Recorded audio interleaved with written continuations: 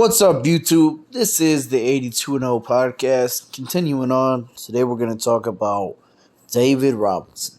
Now, David Robinson was born August 6th, 1965, and he was born in Key West, Florida. He's one of my favorite players in NBA history. He was the second child of Ambrose and Freddie Robinson. Since Robinson's father was in the U.S. Navy, the family moved frequently. After his father retired from the Navy, the family settled in Woodbridge, Virginia, where Robinson excelled in school, and especially in sports. He played basketball and he was pretty good. He played at Osborne Park High School in Manses, Virginia, just right outside of Washington, D.C., where Robinson's father was then working as an engineer. Now, in Robinson's childhood, he was pretty much average height for most of his years. He was only 5'9" his junior year, and then age 16 to 17, he had somewhat of a growth spurt, going up to 6'6", and he would eventually become 7'1". But he wouldn't become 7'1" until after his days at the academy, which I'll get into in a second. So he graduated from Osborne Park in 1983. He got a 1320 on the SAT and chose to attend the United States Naval Academy. And he was a major in mathematics, and he played on the basketball team there for the Naval Academy. Although the Naval Academy had a height restriction of 6'6" for all midshipmen, and that year he had grown to 6'7". Assuming that Robinson was unlikely to grow much more, the Academy granted him a waiver. However, Robinson continued growing, and he would become 7'1". Now, Robinson is widely regarded as the best basketball player in Naval Academy history. He chose the number 50 after his idol, Ralph Sampson. He began college with no expectations of playing in the NBA. But in Robinson's final 2 years, he was a consensus All-American and won college basketball's two most prestigious awards. He was a Naismith and Wooden Award as a Naval Academy first-classman as a senior. In 1986, Robinson led the Navy to a number of the 7th seed. I do want to talk about one thing, though, about Robinson. He could have got drafted sooner. Or I should say playing. He got drafted. He was eligible for the 1987 NBA draft, and he was selected by the San Antonio Spurs with the first overall pick. However, the Spurs had to wait 2 years because he had to fulfill his active duty obligation with the Navy. Robinson considered leaving the academy after his second year before incurring on an obligation to serve on active duty. He dedicated to stay after discussing with superintendent the likelihood of his height would prevent him from serving at sea as an unrestricted line officer, which would determine his naval career and might make it possible for him to receive a commission at all. As a compromise, the Secretary of the Navy, John Lubin, allowed Robinson to train and receive the commission as a staff officer in the Civil Engineer Corps. As a result, Robinson was commissioned to the Naval Reserve, and was required to only serve in the initial active duty obligation of 2 years. After graduating from the Naval Academy, Robinson became a civil engineering officer at the Naval Submarine Base Kings Bay in Georgia. He was regularly featured in recruiting materials and services. Despite the nickname Admiral, Robinson's actual rank upon the fulfilling his service agreement was lieutenant. And that's an interesting fact because, people like Shaq would call him the Admiral, but he was actually a lieutenant. Now, since he had not signed an NBA contract, NBA regulations stated that Robinson had re-entered the draft after the naval service.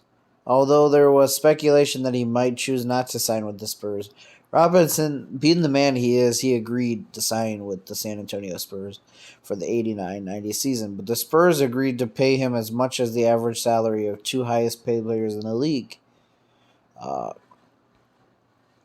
the Spurs had to spend the second half of the 80s in just absolute turmoil, they started the early 80s pretty good, I want to mention, with George Gervin, but by the late 80s, they were a pretty bad franchise. And he had one of the greatest rookie campaigns of all time. He led the Spurs to the greatest single-season turnaround in NBA history at the time, although it would get broken in the 97-98 season by Tim Duncan. The Spurs leaped to a 56-26 remark, which was a 35-game improvement from the year before. He was the unanimous Rookie of the Year. And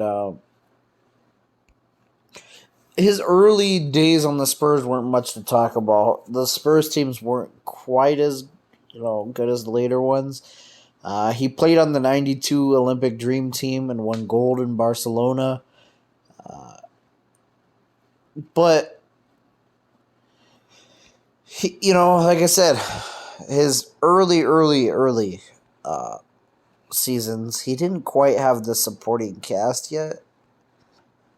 So 89, 90, for his rookie year, he puts up 24 points, 12 rebounds, 3.9 blocks. And you see his numbers go up every year. By the 93-94 season, that's when he became one of the best players in the league. The Spurs had a record of 55-27. He put up 29.8 points per game, 10.7 rebounds per game, 4.8 assists, 3.3 blocks. And they were a very complete team. They had Dennis Rodman, Dale Ellis. But I think their best team before Tim Duncan was the 95 Spurs. Now, the 1995 Spurs, David Robinson would win his first and only MVP. He'd put up 27.6 points per game, 10.8 rebounds per game, 2.9 assists, 1.7 steals, 3.2 blocks, and 53% shooting. I like this team because they got Sean Elliott back. So they had Sean Elliott, Avery Johnson, Vinny Del Negro, Dennis Rodman was there. And yes, they had an old Moses Malone still there. It was a good team. And I say we because I'm a Spurs fan. We blew it because we went to the Western Conference Finals against the Houston Rockets, and we just fell apart. We collapsed. Hakeem Olajuwon felt he deserved MVP, and he just trashed the San Antonio Spurs. We should have won it, realistically. After that, they would get rid of Dennis Rodman. He would go over to the Bulls. And the Spurs would still stay good. David Robinson in the 95-96 season was 30 years old.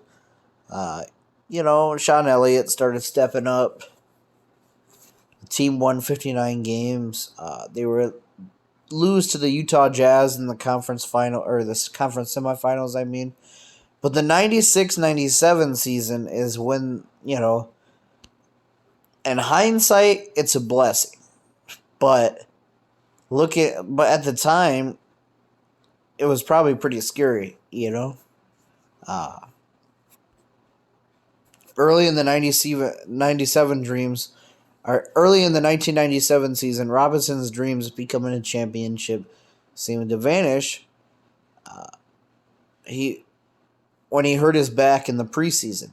He finally returned in December, but 6 games later he broke his foot in a home game against the Miami Heat and ended up missing the rest of the regular season.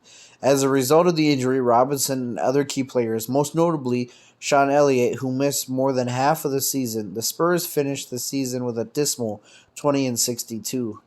However, the injury proved to be a blessing in disguise because their poor record allowed them to get the number one pick that following year. And it's kind of cheating because, think about it. The Spurs were a great team before that, 60-win team. And now they draft Tim Duncan, who's a generational talent. So now you have a front line of David Robinson and Tim Duncan. And I really like this duo. I'd encourage people to go on YouTube, look up commercials with them. They were a good duo. And I don't think this duo would have worked with other personalities. How many egomaniacs would allow a new star to take the role? You know what I mean by that? Like, picture somebody like Kobe Bryant, right? Maybe like the 2012 Kobe, right? Can you imagine if they drafted someone like a Tim Duncan, like a generational talent? Do you think he would take a back seat? David Robinson had that personality where he was a good guy, great teammate. He just wanted to win. He didn't care. He didn't care where you stood off the court. He didn't care if you were going to get more minutes than him. He just wanted to win. So their first year together, he kind of takes a backseat role a little bit. The duo both averaged 21 points per game. They win 56 games that year, and they would lose to the Utah Jazz. However, the following season, in the 98-99 season, the Spurs would win their first championship against the New York Knicks. David Robinson would average 15 points, 10 rebounds, 2.4 blocks, and Duncan was now the leader of the team. And they had a good couple seasons after that. 53 wins in 2000, 58 wins in 2001, 58 wins in 2002. But it would be David Robinson's final season in the 02-03 season where they win their second title. The Spurs go 60-22, going back to the finals. They defeated the New Jersey Nets in 6 games. And the funny thing about this Game 6, right? Everybody talks about Tim Duncan's performance in that Game 6, which, yes, it's amazing. 21 points, 20 rebounds, 10 assists, and 8 blocks. Although it should have been 10, there were 2 blocks that weren't counted. But David Robinson himself had a really good game. 13 points, 17 rebounds, 2 blocks. And he would ride off into the sunset. That'd be his final season. So he's a 10-time All-Star, 1994 scoring champion, 1991 rebound champion, 1992 block champion.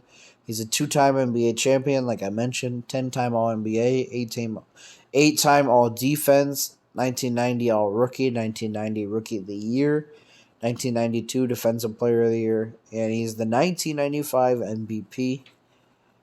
One of the greatest players in NBA history. And he went on to have a pretty successful career off the court in real estate. And so he did all right for himself. I think I want to mention his portfolio is worth $100 million, including 9 upscale hotels and office buildings across the U.S., as well as Centerplate, as well as a Centerplate, one of the largest hospitality companies in the world. So he's doing all right for himself. And I like seeing him at Spurs games. I watch a lot of Spurs games, and he's courtside. So he's one of the greatest centers in NBA history. That's David Robinson. Thanks for watching. I can feel you.